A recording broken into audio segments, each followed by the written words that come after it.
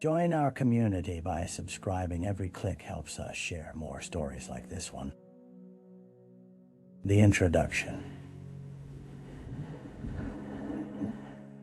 In the quiet town of Willow Creek, nestled between dense woods and a meandering river, an unsettling calm hung in the air like a thick fog. On most days, a light breeze rustled through the trees, but today, it felt as if the very landscape was holding its breath. The sun struggled to shine through the overcast sky, casting a muted light over the quaint homes and empty streets, making the town look more like a relic of some bygone era. Last Saturday, just 2 days prior, the residents of Willow Creek began to stir from their Sunday slumber with the shock of a news flash that would change everything. It was something so ordinary that it seemed almost surreal.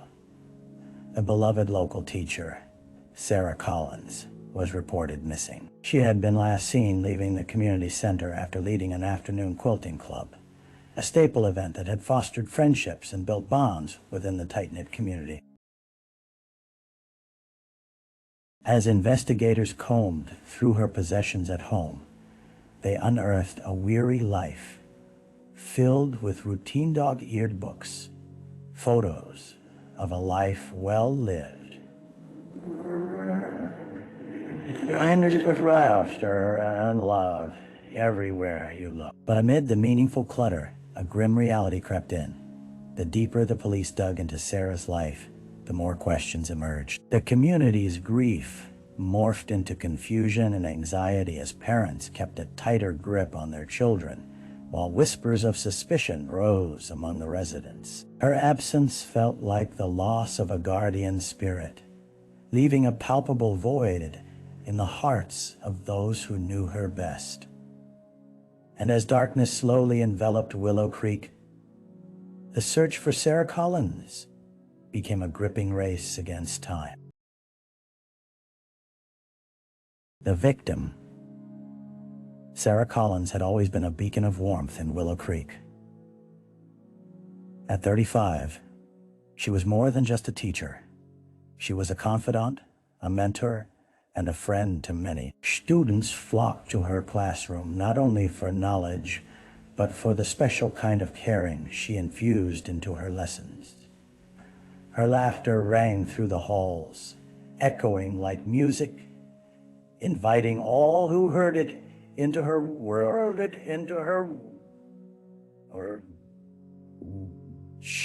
Born and raised in the neighboring town of Oak Hill, Sarah had moved to Willow Creek after college, drawn to its charm and tight-knit community. She quickly became a cherished fixture at the local school, where she taught literature and art. In the eyes of her students, she was relatable.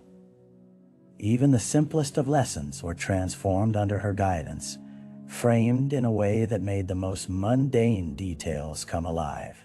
For many, she was that teacher, the one who inspired dreams and creativity. Outside of her professional life, Sarah was fiercely devoted to her dachshund, Rufus, taking him on walks by the river and hosting puppy playdates at the park. Her image dotted neighborhood pages on social media, the sun-drenched snapshots showcasing her genuine smile revealed an enthusiasm for life. Friends recalled her ability to listen without judgment and her knack for unearthing hidden talents in everyone. Yet, as the investigation unfolded, questions grew. Strains in friendships began to surface. Was their friendship as solid as Sarah had projected? What secrets lay beneath the surface of her cheerful demeanor? The quaint facade of Willow Creek began to crack, opening a window onto the complexity and potential darkness within the life of a woman many thought they knew. The crime scene, the day after Sarah was reported missing. A chilling discovery was made deep in the lush green woods bordering the town. A local fisherman, casting his line into the placid water, stumbled upon a torn piece of fabric tangled in the underbrush. It was a vibrant patchwork too bright for the dreary setting, and as he approached, the uneasy knot in his stomach tightened. He recognized the fabric. It belonged to the quilt Sarah had been working on for months, back at the community center. As he stood there, a sudden sense of dread settled in. The fisherman quickly called the authorities, and before long, the tranquil woods that had once offered solace became a hive of law enforcement activity. Policing the area under the ambient canopy of trees, officers set up a perimeter, their movements precise yet cautious. The haunting symbolism of the fabric, a tangible sign of Sarah's presence, cast a long shadow over every officer's heart that day. Eager to preserve any potential evidence, investigators combed through the area with meticulous care. The early morning light barely pierced the clouds, creating an eerie atmosphere as officers noted everything: the growth of underbrush, the slight disturbance of fallen leaves, the faint whiff of something amiss in the air. A canine unit was brought in, its dog sniffing through the foliage with acute focus, searching for scents that could lead them to Sarah or clues about her sudden disappearance. Tension wrapped the environment like a thick fog. With every passing minute, the anxiety of the townsfolk grew. While the police worked diligently to unravel the mystery behind Sarah Cullen's fate, others began whispering among themselves. What darkness had been lurking behind the charming veneer of their community? Would they uncover a truth that would shatter their idyllic lives forever? The early investigation. With the discovery of the fabric now stoking a fire of urgency, the police launched a full investigation into Sarah Cullen's disappearance. Detectives determined that retracing her final steps was crucial, leading them to the community center where she had last been seen. The building stood unwavering against the gray sky, known for its warmth and laughter, but today cloaked in a sense of foreboding.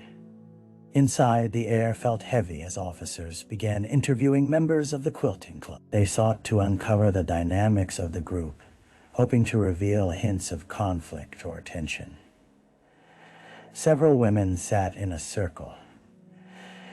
Some fought back tears, while others wore expressions of disbelief. Each voice was tinged with loss, and their stories spilled forth like fragments of a puzzle, some fondly recalling Sarah's dedication to her craft, while others recalled hushed disagreements surrounding project choices. As the inquiries continued, one detail stood out. Sarah had been planning a surprise for the upcoming town festival, a quilt intended to represent the community. The enthusiasm bubbled beneath the surface, but a steady current of jealousy among some members began to emerge. Comments whispered about Sarah receiving unearned acclaim echoed in the detectives' minds, prompting further exploration into personal motives. However, the women insisted their bond was unbreakable, showcasing years of friendship and shared experience. As leads came and went, investigators also looked into Sarah's personal life, searching through her phone records for any missed calls or messages. A single text had been sent to a close friend just days before she vanished, one that struck the detectives as odd. It read, "Something's not right. I'll explain later." Each clue added weight to the looming mystery surrounding Sarah Collins, urging the town to confront its own concealed truths. The dead ends. As the days passed, the early enthusiasm that accompanied the investigation faded, giving way to frustration. Detectives scoured leads and interviewed countless townsfolk, yet the trail appeared to grow colder with each passing hour. The initial rush of hope slowly transformed into a maelstrom of unanswered questions, weaving an atmosphere of despair across Willow Creek. Sarah's friend and fellow teacher, Rachel, had initially expressed optimism. She organized search parties that combed through the woods and surrounding areas. They shouted Sarah's name into the trees, hoping for an echo of response. Yet, despite their fervent efforts, nothing led them closer to discovering what had happened to her. Among the leads pursued was a rumor about a stranger seen lingering near the community center in the days prior to her disappearance. Witnesses described a scruffy man in a worn jacket, intent on watching the goings-on with an unsettling intensity.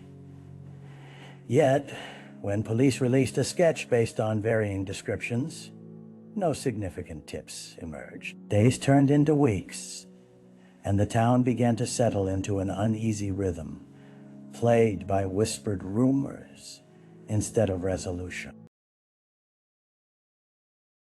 Interviews also yielded little clarity regarding Sarah's personal life. Friends and family recounted cherished memories, but seemed unable to shed light on any significant relationships or potential conflicts, as if there were a thick veil hiding parts of her life from public view. The detectives were left to wrestle with their own doubts. Every avenue explored felt like a closed door, and the pressure mounted. Sarah's absence had morphed from a shock into an eerie part of daily life in Willow Creek. As the community set a date for Sarah's memorial service, the sense of loss was palpable. Still, the chilling question lingered: was she truly gone? Or was there still time to find her alive?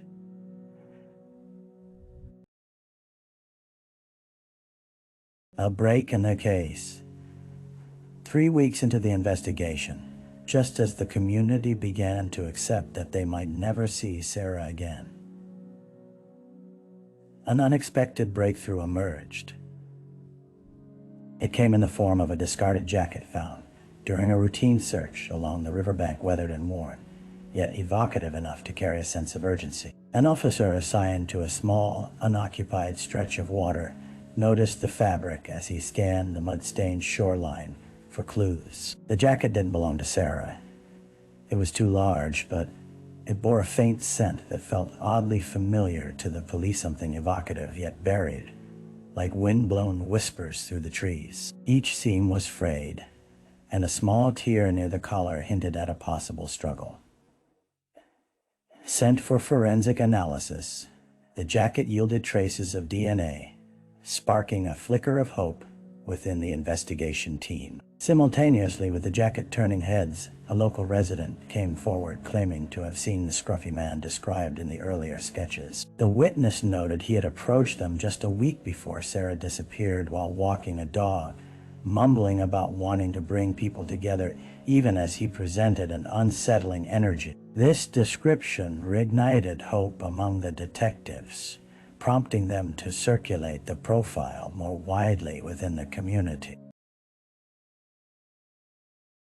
As the momentum shaped a new pathway, officers revisited previous interviews, meticulously honing in on the corners of Sarah's life that had initially seemed insignificant, but now shimmered with potential relevance. The strong winds of change brought a renewed sense of urgency back to the precinct, dialing up the energy in the air, same kind of palpable electricity that had marked the early stages of the case. For a town desperate for answers, this break fueled a wave of anxiety and anticipation. The question remained: could justice truly be within reach, or was it just another illusion wrapped in a veil of uncertainty? The suspect, with news of the jacket's discovery racing through Willow Creek, the focus of the investigation turned to an individual named Mark Genzana, man whose existence had long been overshadowed by the community. In his 40s, Mark was known as a loner. His unkempt appearance and erratic behavior had become a source of local gossip, enhanced by whispers of his fleeting jobs and unsettling presence in public spaces. Once the sketch depicting him as the scruffy man emerged, There was little doubt in the minds of investigators. Despite previous reticence from the townspeople to involve him in their lives, they confirmed that Mark had often observed gatherings from a distance, the community center, the park, and even the local grocery store. His seemingly harmless yet peculiar presence now took on a more sinister light, given the circumstances surrounding Sarah's disappearance. Detectives swiftly tracked him down to a dilapidated house on the outskirts of town. Approaching the property, a conversation starter in itself. With peeling paint and cluttered yards, detectives knocked on the door, hearts pounding in anticipation of what they might find inside. Mark, appearing disheveled but unperturbed, opened the door. His demeanor was both dismissive and eerily calm. As they began questioning him, pieces of his story began to unravel. He struggled for coherence, frequently tapping his fingers against the doorframe, revealing an underlying anxiety. He claimed to have no knowledge of Sarah, though his eyes darted away every time her name was mentioned. As they pressed him about the jacket, he hesitated, muttering about finding it near the river, like a puzzle piece calling to him from the depths of his memory. Each misspoke sentence wrought more tension in the air, drawing closer, inching towards potential culpability. With the threads of evidence tightening around Mark Jensen, the feeling that Sarah's story wasn't finished yet permeated the small. They would need to gather more than just circumstantial evidence. If they wanted to uncover the truth, they would have to delve deeper into the darkness behind both Sarah's life and the enigmatic suspect. The trial of Mark Jensen began as a somber affair, held in the old courthouse at the heart of Willow Creek. The building's ornate facade contrasted sharply with the underlying tension that filled the air as the townspeople gathered to witness the proceedings. There were hushed conversations, tear-streaked faces, and a palpable anxiety that swirled within the close-knit group, each person hoping for answers that had long eluded them. As the courtroom doors creaked open, all eyes turned toward the accused. Mark sat stoically, his eyes cast downward, a stark contrast to the emotional chaos that unfurled around him. For the prosecution, the case against him was constructed meticulously, weaving together the damning evidence, the jacket discovered along the riverbank, DNA traces collected, and testimonies outlining his unsettling behavior and known presence near the community center. Behind the prosecution's bold assertions lay shards of emotion. Sarah Collins' family sat in a row, clutching each other for support, their grief a palpable reminder of the loss they were forced to confront daily. Memories of her smile, her laughter, and the joy she brought to others pierced through the courtroom, compelling everyone to remain steadfast. As the defense countered, they urged the jury to remember that circumstantial evidence alone could not condemn a man. No direct link between Mark and Sarah's fate existed. They painted a picture of a misunderstood individual, emphasizing his struggles and the community's failure to embrace him. But the testimonies revealed more excavation than they intended. They painted a narrative of isolation, desperation, and a mind teetering on the brink of chaos. Over the course of the trial, tension crescendoed, with both sides arguing feverish. The jury wrestled with their responsibility, while whispers proliferated among the audience, former neighbors questioning their past, grappling with their perceptions of a man once regarded with unspoken suspicion. After a grueling 10 days, the jury delivered their verdict. As the words echoed in the hushed courtroom, the weight of the truth settled like lead, reverberating through the hearts of all who had come to seek justice for Sarah Collins. The journey from loss to resolution had carved a path through darkness. But for Willow Creek, this was merely the beginning of addressing the scars left behind. The aftermath. In the weeks following the trial, the town of Willow Creek sought to reclaim its sense of peace. But the ripples of sorrow and anxiety remained palpable. Sarah Collins, once a symbol of community spirit, had left behind a void that none could fill. Her presence was still felt in every familiar corner.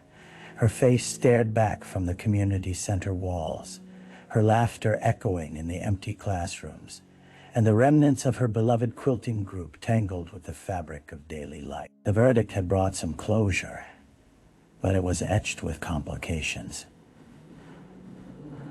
While the townspeople had hoped that justice would provide solace, many realized there were deeper wounds that remained unaddressed. Survivors of traumatic events often find healing through unity, and Willow Creek began to slowly rally together as support groups emerged from the ashes of grief, a torch passed down from Sarah's legacy that no one had anticipated.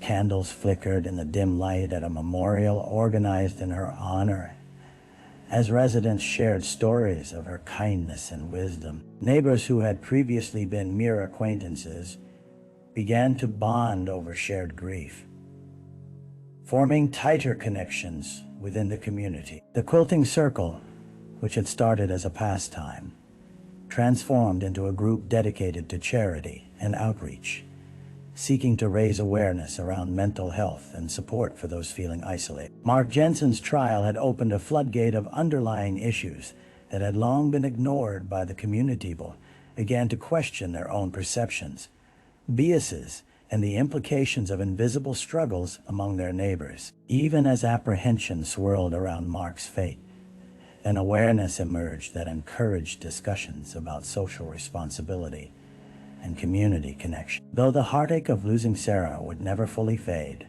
Willow Creek set forth into the unknown with an unyielding resolve to honor her memory. They endeavored to build a world in which isolation was diminished and love flourished, realizing sometimes the most profound act of justice was not in the punishment of a singular crime, but in the cultivation of understanding and compassion. In the compassion aftermath of tragedy. Reflection. Months passed, and as the seasons shifted, the landscape of Willow Creek transformed. Green foliage succumbed to the crisp golden hues of autumn, mirroring the emotional journey of the town. Although Sarah Collins had been forever taken from them, her impact resonated through each fallen leaf, igniting a commitment to nurturing a community that would not forget. In quiet moments of reflection, residents often found themselves contemplating the delicate threads of connection that wove them together. Casual conversations morphed into deeper dialogues about the importance of support and understanding. Simple gestures took on profound meanings. Neighbors brought each other meals, mentored each other's children, and reclaimed the art of mindfulness in their relationships to ensure no one felt overlooked or isolated in their pain. The haunting shadows of the past did not completely dissipate. Reminders lingered in the form of murals dedicated to Sarah's creativity and kindness, capturing her essence while reminding others to embrace life fully. For many, her story transcended tragedy, transforming into inspiration for altruism and awareness. As the town emerged from the storm, they forged a legacy bound not merely by sorrow, but enriched by a commitment to rebuilding trust and connection among all its residents. Reflection on Sarah's life became a catalyst for change, as each heart learned to beat as one in the face of adversity, reminding them that love could endure even in the aftermath of loss.